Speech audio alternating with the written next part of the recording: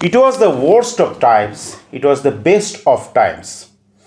1859 সালে লেখা Charles ডিকেন্সের A Tale of Two Cities এই অবিস্মরণীয় এবং চিরস্মরণীয় গ্রন্থর একদম কাল্টের পর্যায়ে পৌঁছে যাওয়া এই দুটি পংক্তি দিয়ে আজকের এই প্রতিবেদন কেন শুরু করছি সেটা সম্ভবত আপনারা বুঝতে পারছেন থাম্বনেলটা দেখে। থাম্বনেলে কি লেখা আছে? নিউ ইয়র্ক থেকে নিউ দিল্লি, মাঝখানে বিহার, বামেদের জয় জয়কার। সিপিএম না, সবটা ঠিক সিপিএম না, তবে বামপন্থী। অনেকে মজা করে জিজ্ঞেস করছেন জোরান মামদানি কি সিপিএম করেন? তার উত্তরে আবার অনেকে বলছে না না, ডোনাল্ড ট্রাম্প বিজেপি করেন। যাই হোক, আমি মজার জায়গাটায় খুব বেশি যাব না। মজা তো হচ্ছেই আমাদের নিয়ে দিন রাত 24 ঘন্টা, কিন্তু খুব সিরিয়াস একটা পলিটিক্যাল ডিসকোর্স তৈরি হচ্ছে। কারণ ভোগের একদম তীর্থক্ষেত্রে পীঠস্থানে বসে যেখানে বিরুদ্ধ স্বর মাথা তুলে দাঁড়াচ্ছে, জোরান মামদানির কথা গতকাল বলেছি। আজকে জেএনইউ, জওহরলাল নেহরু ইউনিভার্সিটি, যেখানে মেধার চাষ হয় এবং যেখানে সর্বভারতীয় এবং বিদেশেরও মেধা বর্ণ, জাতি, লিঙ্গ, ধর্ম নির্বিশেষে তারা আসেন, তারা নিজেদেরকে কাল্টিভেট করেন, তারা আবার বেছে নিলেন বামপন্থাকে। ছাত্রছাত্রীরা, দেশের যারা ভবিষ্যৎ, কোথায় বসে? একদম নরেন্দ্র মোদীর আতুর ঘরে বসে। আমি নাগপুরের কথা বলছি না, একদম পাওয়ার হাউসের কথা বলছি, দিল্লি, বিহার। আপনাদের নিশ্চয়ই ইনফরমেশান আছে, আমার দর্শক অত্যন্ত ইনফরমেশান রাখেন, তবুও আমি তাদের জানার উদ্দেশ্যে বলে রাখি যদি না ইনফরমেশান থেকে থাকে। 2020 সালের নির্বাচনে এনডিএর সঙ্গে মহাগঠবন্ধন, যেটা এবারে ইন্ডিয়ার বিহারের সংস্করণ বলা হচ্ছে মহাগঠবন্ধনকে, তার পার্সেন্টেজ অফ ভোট শেয়ারের পার্থক্য ছিল। একদিকে পেয়েছিল এনডিএ 37.26% এবং 37.23% মহাগঠবন্ধন, এবং মাত্র 15টা সিট। আমি যদি ইন্ডিপেন্ডেন্টদেরকে যোগ করি তাহলে 7টা সিট। আমি এই কদিনে আপনাদেরকে বিহারের নির্বাচন নিয়ে সেরকম কোনো প্রতিবেদন দেখাইনি, আমি অপেক্ষা করছিলাম আজকের দিনটার জন্য। আর মাত্র একটা ফেজে নির্বাচন এবং 14 তারিখ ফলাফল। তার আগে আমি আপনাদেরকে কথা দিচ্ছি, বিহারের নির্বাচনের বিহারে ভোট দিয়েছেন বিহারের মানুষ, বিহারে থাকেন বা বিহারে থাকতেন, এখন এখানে থাকেন, বিহারের গন্ধ যাদের জামায়, জুতোয়, ঘামে, তাদের কথা আপনাদের সামনে তুলে ধরবো। তারও আগে আজকে তুলে ধরবো এই মহাগঠবন্ধনের অন্যতম প্রধান মুখ এবং ইন্ডিয়া জোটের অন্যতম প্রধান মুখ, সিপিআইএমএলের সর্বভারতীয় সাধারণ সম্পাদক, বিহারকে যিনি হাতের তালুর মতো চেনেন এবং অত্যন্ত গুরুত্বপূর্ণ শরিক, সিপিআইএমএলের সাধারণ সম্পাদক দীপঙ্কর ভট্টাচার্যের কথা। আমি সৃজনের সঙ্গে কথা বলেছিলাম। সৃজন খুব ইন্টারেস্টিংলি বলল যে একটা অ্যাসারশন তৈরি হচ্ছে, একটা পজিটিভ নোট তৈরি হচ্ছে, যেখানে জোরান মামদানি থেকে শুরু করে জেএনইউ। আপনাদের জ্ঞাতার্থে বলে রাখি, আপনারা নিশ্চয়ই এতক্ষণে সবাই জেনে গেছেন যে আবারও Jawaharlal Nehru university students union দখল করেছে বাম জোট। পন্ডিচেরি ইউনিভার্সিটি, সেখানেও কিন্তু বাম জোট জয়লাভ করেছে। একটা একদম বিরুদ্ধ স্বর, একদম অন্য ধরনের একটা কাউন্টার ডিসকোর্স তৈরি হচ্ছে বলা যায়। এবং আরএসএস, বিজেপি, ডোনাল্ড ট্রাম্প, যে ডোনাল্ড ট্রাম্পের জয় কামনা করে নরেন্দ্র মোদীর পূজারীরা ডোনাল্ড ট্রাম্পের জন্য পুজো করেন, তাদের কি শিরদাঁড়া দিয়ে তুহিন স্রোত বয়ে যাচ্ছে। এবং আরেকটা কথা খুব গুরুত্বপূর্ণ, কালকে এই নিয়ে আপনাদের কাছে বিস্তারিত প্রতিবেদন তুলে ধরবো। এসআইআর নিয়ে কিন্তু হলফনামা চেয়ে পাঠিয়েছে মহামান্য কলকাতা আদালত, সেই নিয়ে বিস্তারিত প্রতিবেদন থাকবে। আজকে আপনারা শুনবেন দীপঙ্কর ভট্টাচার্য কী বলছেন, সৃজন কী বলছে।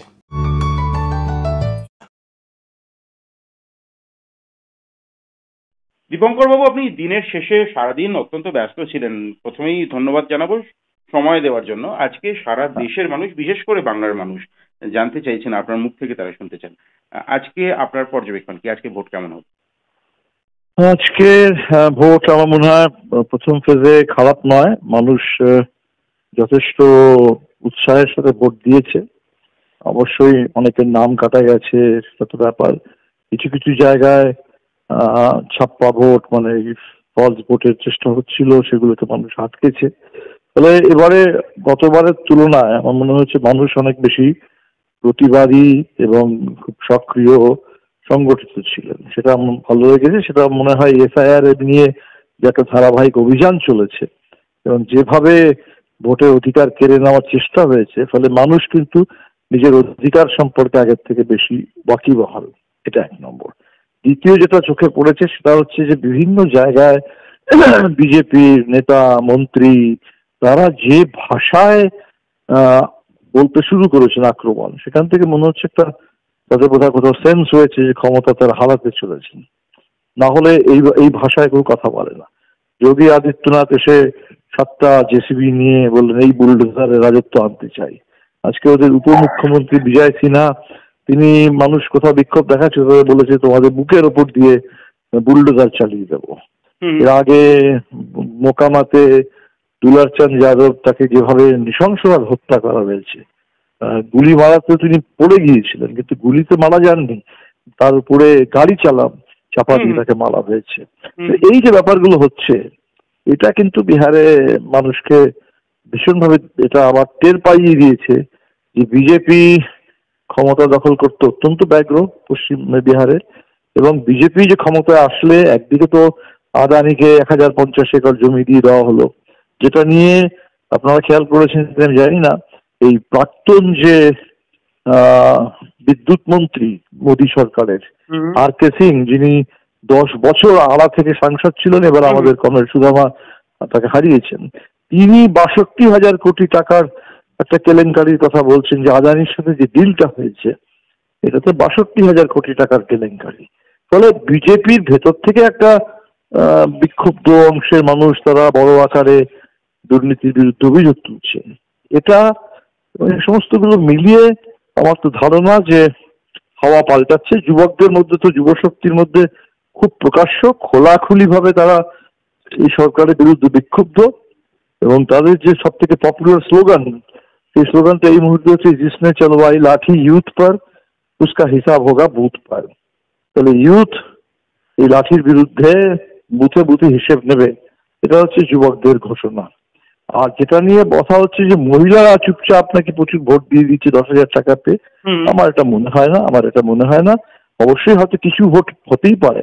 আমি এটাকে উল্টো ভাবে দেখি যে মহিলারা এত বেশি এবারে সরকারের বিরুদ্ধে খেপেছিলেন যে কারণে বাধ্য হয়ে সরকারকে কিছু টাকা পয়সা দিয়ে এটা ড্যামেজ কন্ট্রোল করার একটা এক্সারসাইজ।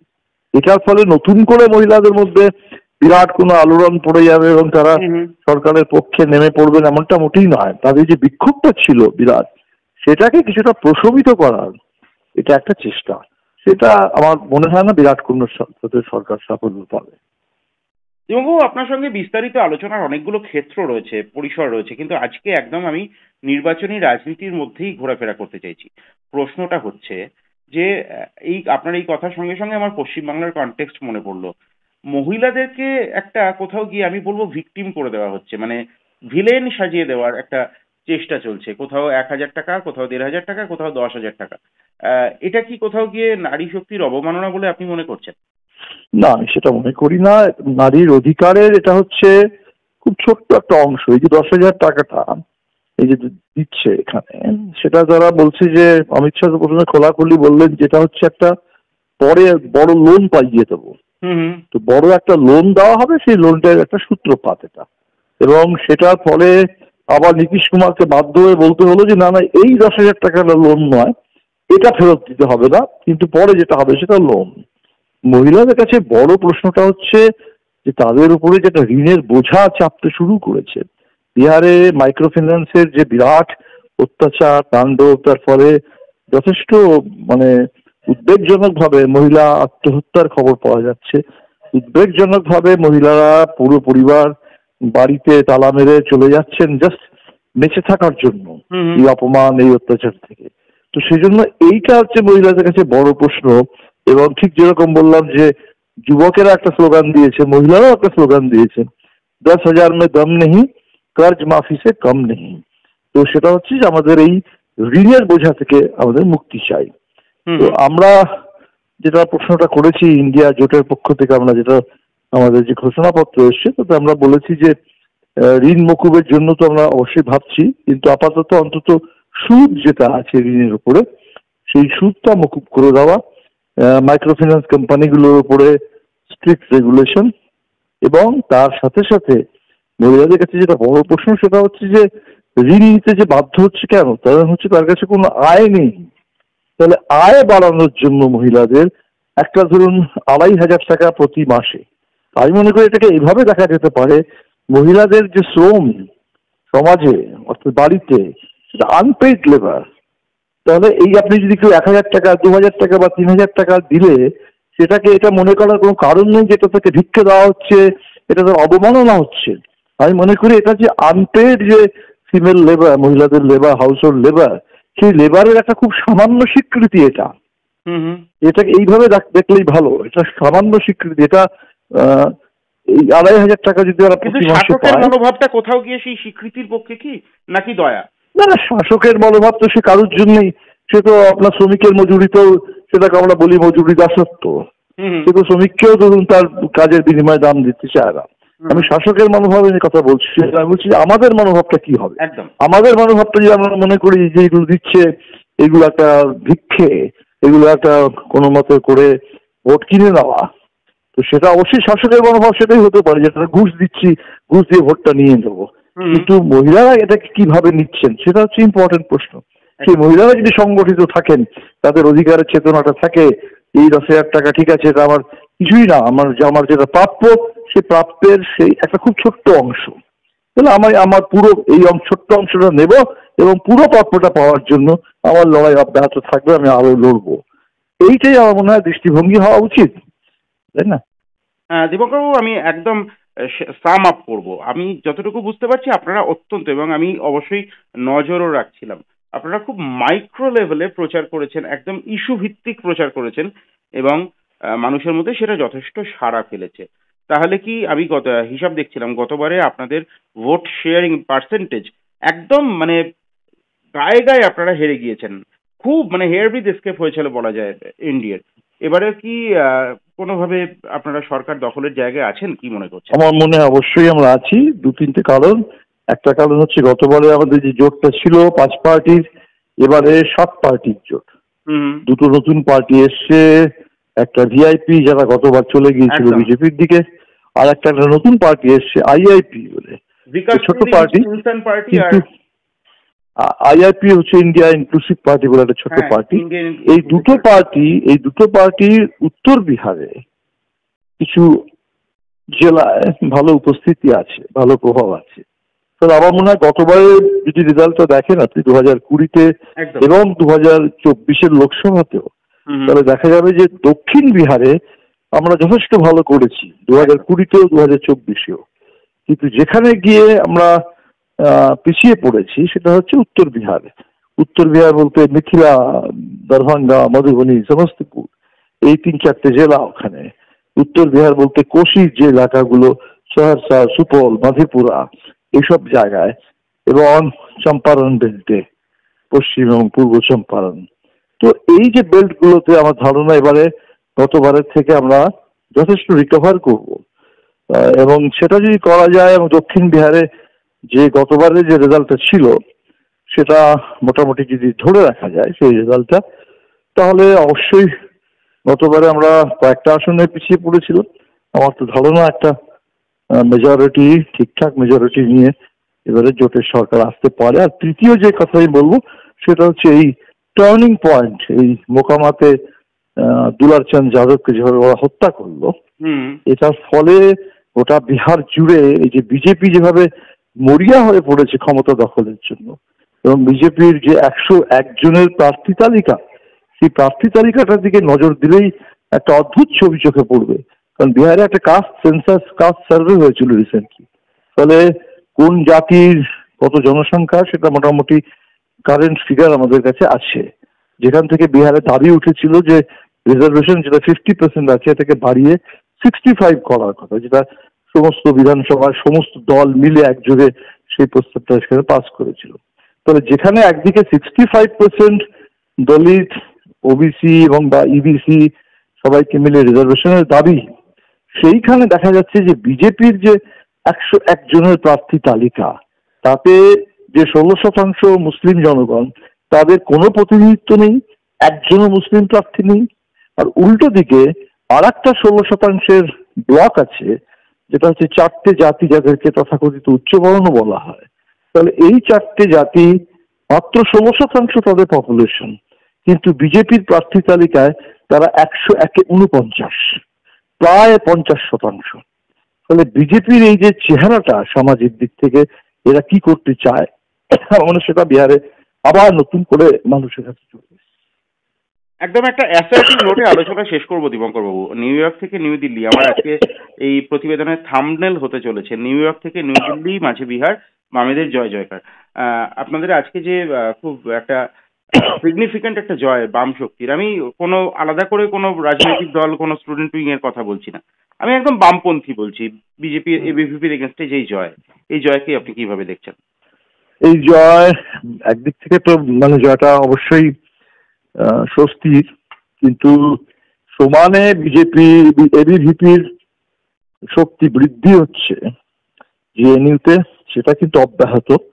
এবং জেএনইউতে এবিভিপি রীতিমতো জেএনইউর মতো একটা ক্যাম্পাস, যেখানে দীর্ঘদিন ধরে একটা এত চমৎকার ইউনিভার্সিটি এবং সেখানে প্রগতিশীল একটা গণতান্ত্রিক একটা আবহাওয়া আছে, পরিবেশ আছে, সেই জায়গায় এবিভিপি যেভাবে রীতিমতো একটা লুম্পেন কালচার এনে একেবারে গুন্ডামিতে চলে এসছে, মারপিট, গালাগালি, হিংসা, এই সমস্ত সত্ত্বেও এবিভিপি যেভাবে রীতিমতো উঠে এসছে, এটা আমার কাছে খুব চিন্তার ব্যাপার।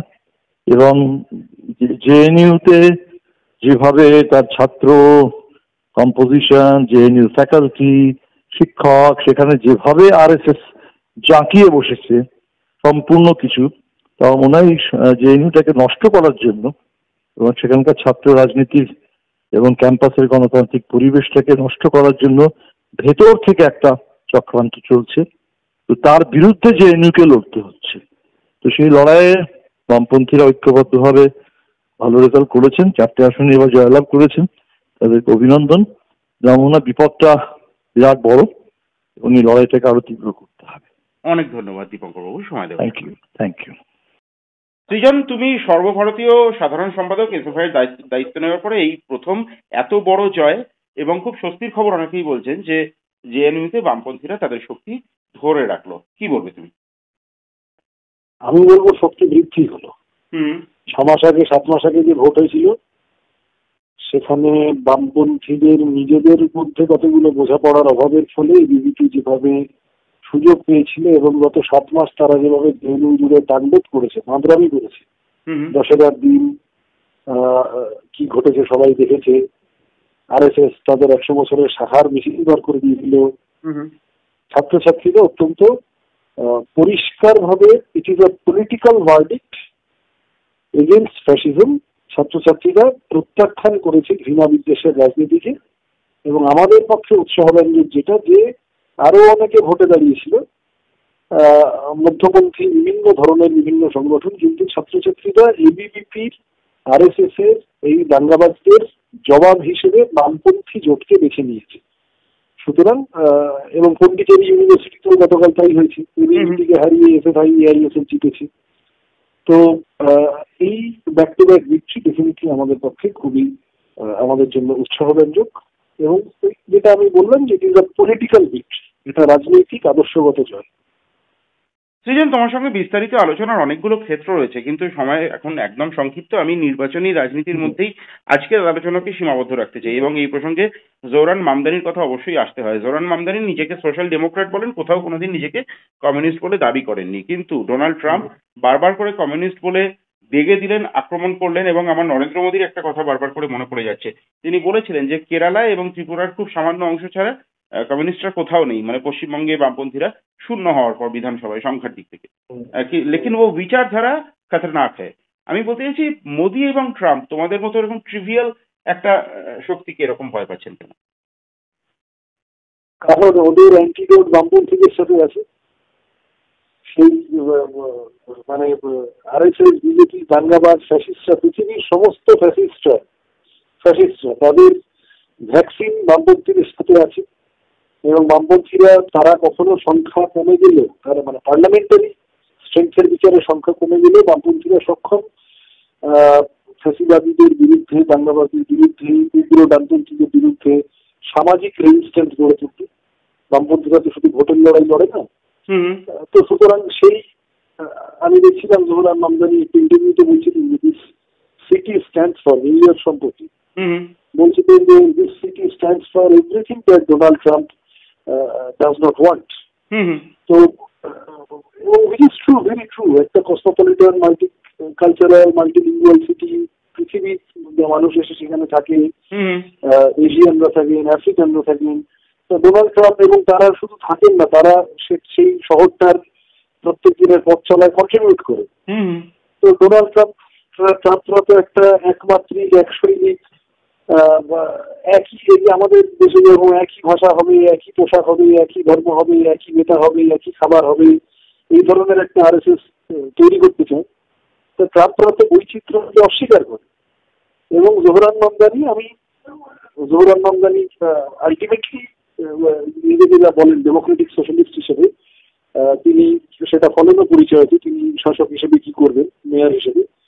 কিন্তু ডেফিনেটলি আশা জাগাচ্ছে, কারণ তিনি সাম্রাজ্যবাদের বিরুদ্ধে কথা বলেছেন, তিনি এই প্লুরালিটিকে ঊর্ধ্বে তুলে ধরেছেন, তিনি এই বৈচিত্র্যকে ঊর্ধ্বে তুলে ধরেছেন এবং ফ্যাসিবাদের বিরুদ্ধে লড়াইতে। সেই কারণেই ডোনাল্ড ট্রাম্পরা কমিউনিস্ট বলেছে এবং কমিউনিস্ট নরেন্দ্র মোদীরাও আমাদের দেশে যারাই প্রশ্ন করে তাদেরকে আরবান নকশাল বলে, তাদেরকে এই বলে, বিভিন্ন রকম অভিনয় ঘোষিত করে।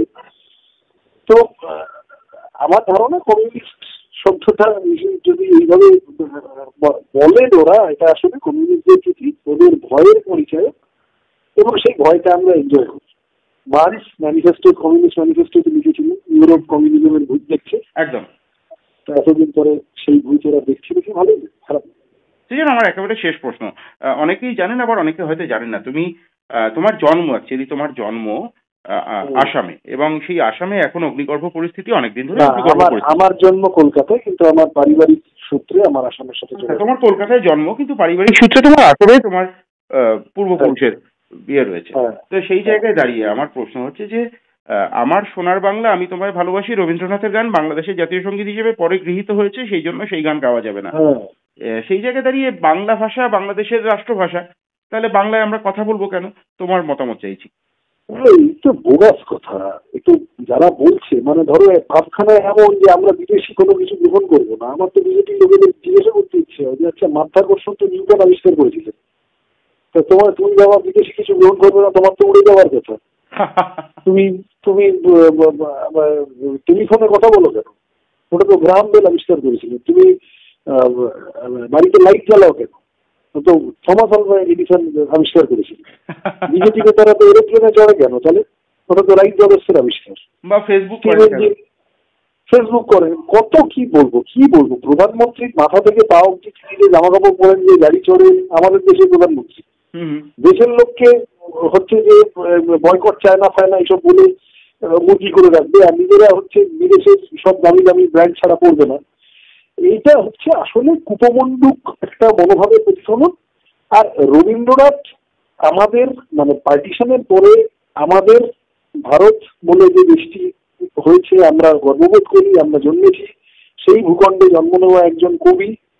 তিনি তার কোনো একটা গান পৃথিবীর অন্য কোনো দেশ যদি কোনোভাবে ব্যবহার করে, সেটা আমাদের পক্ষে গর্বের। শ্রীলঙ্কা যেমন রবীন্দ্রনাথই আমাদের শিখিয়েছেন যে বুকের মাঝে বিশ্বলোকের দাবি সারা, আপন হতে বাহির হয়ে বাইরে দাঁড়া। তো সুতরাং আমি জানি না এটা আসলে। আর তাছাড়া দেখো, রবীন্দ্রনাথ এই বা আমার সোনার বাংলা ব্রিটিশের বঙ্গভঙ্গের সময় লেখা গান, ন্যাচারালি যাদের ব্রিটিশ বিরোধী লড়াইতে কোনো ভূমিকা ছিল না, যারা ব্রিটিশের পক্ষে ছিল, তাদের এই গান নিয়ে গাত্রদাহ থাকবে। ওপার বাংলায় রাজাকার শিবির, মুসলিম লীগের সাথে যুক্ত লোকেরা, যারা গোঁড়া ইসলামিস্ট, তারা এই গান সম্পর্কে বিভিন্ন সময় আপত্তি প্রকাশ করেছে। এপার বাংলাতে এরা করছে আরএসএস বিজেপি। আমি নিশ্চিত রবীন্দ্রনাথ বেঁচে থাকলে খুশি হতেন যে সব ধর্মের ধর্মান্ধ মূল্যবাদী শক্তিরা তাকে এবং তার গানকে অ্যাটাক করছে, মানে তিনি আসলে ঠিক পথে গেছেন। অনেক ধন্যবাদ সৃজন সময় দেওয়ার জন্য।